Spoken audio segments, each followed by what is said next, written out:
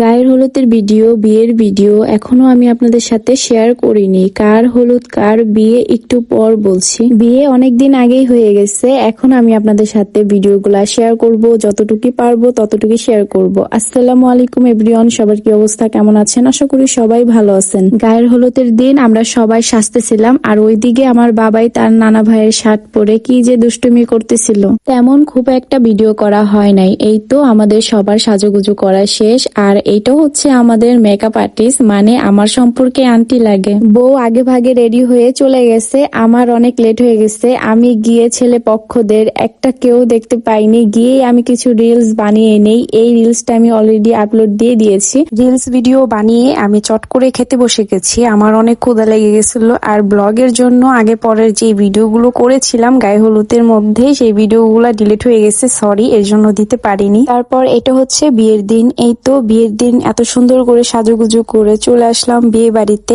আগে ছবি তুলবো, ভিডিও করব তা না, বিয়ে বাড়িতে আসার সাথে সাথেই মামা আমাদেরকে খাবার টেবিলে বসে দিয়েছে। মামার কথা, আগে খাবার তারপরে ছবি ভিডিও যত পারি তুলবো। মামা আমাদেরকে খাবার বেড়ে বেড়ে দিচ্ছিল, প্রত্যেকটা খাবারই কিন্তু অনেক মজা ছিল, এক কথায় অসাধারণ। বিয়ে বাড়ি খাবারের মধ্যে বুরহানি, মিষ্টি খাবারের মধ্যে জর্দা, এগুলো না থাকলে কিন্তু একদমই জমে না, আনকমপ্লিট থেকে যায়। আমরা সবাই খাওয়া দাওয়া শেষ করলাম। হামিম ভাইয়া এখনো খায় নাই, ও লেখালেখির কাজ করতেছিল, ওরে খাওয়ার জন্য পাঠিয়ে দিলাম, ওর কাজটাই এখন আমি করতেছি। তারপর শুনি জামাইয়ের গাড়ি নাকি কাছাকাছি এসে গেছে। জামাইয়ের আসার কথা শুনে জামাইয়ের শালা শালি, ভাগিনা ভাগ্নি সবাই ঘেট ধরছে। জামাই বাসা থেকে লোক আসতে অনেকটাই লেট করছিল, সেজন্য আমি চট করে তাড়াতাড়ি করে কিছু রিলস ভিডিও বানিয়ে নিই। এই রিলস ভিডিও গুলা কিন্তু আমি আপনাদের সাথে অনেক আগেই শেয়ার করছি। এই রিলস ভিডিও আপলোড করার পরে আমাকে অনেকগুলো আপু জিজ্ঞাসা করেছিল আমার চুলগুলা এরকম বেনি বেনি আমি কিভাবে করেছি। এটা হচ্ছে জিগজ্যাগ মেশিন দিয়ে করেছি। ছবি তুললাম, ভিডিও করলাম, সেদিকে শুনি জামাইয়ের বাসা থেকে সবাই চলে এসেছে। জামাইয়ের শালা শালি, ভাইগনা ভাগ্নি সবাই ঘের ধরে রাখছে, আর আমি চিপ খাচ্ছি, এনজয় করছি। জামাই আসার সাথে সাথে খাবারের ডালা জামাইয়ের সামনে নিয়ে আসলো।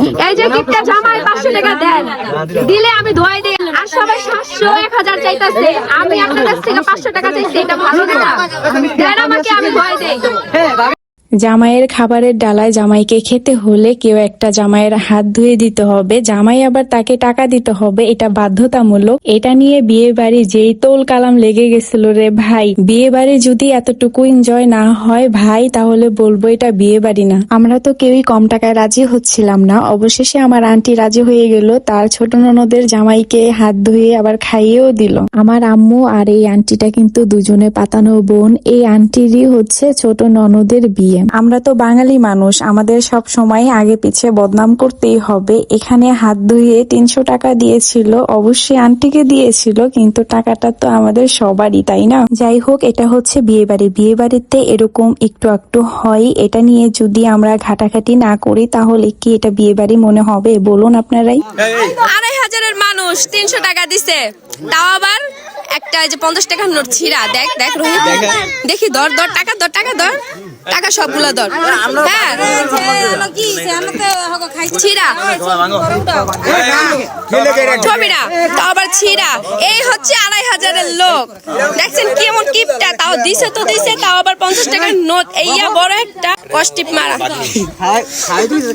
যাই হোক, এই বিয়ে বাড়ির মধ্য থেকে এই লাল টুকটুকে গোলাপটা কে যেন আমাকে দিয়েছিল, আমার সঠিক মনে নাই। গোলাপটা নিয়ে কিছু ছবি ভিডিও করতে না করতে আমার বাবাই আবার আমার কাছ থেকে গোলাপটা নিয়ে গেছে। আর তাদের দুজনের জন্য সবাই দোয়া করবেন, তারা যেন সারা জীবন একে অপরের সাথে থাকেন। যাই হোক, আজকের ব্লগ কে কোন জায়গা থেকে দেখছেন সেটা কিন্তু কমেন্ট সেকশনে জানাতে একদমই ভুলবেন না। আজকের ব্লগ এই পর্যন্ত শেষ করছি, সবাই ভালো থাকবেন, সুস্থ থাকবেন, আল্লাহ হাফেজ।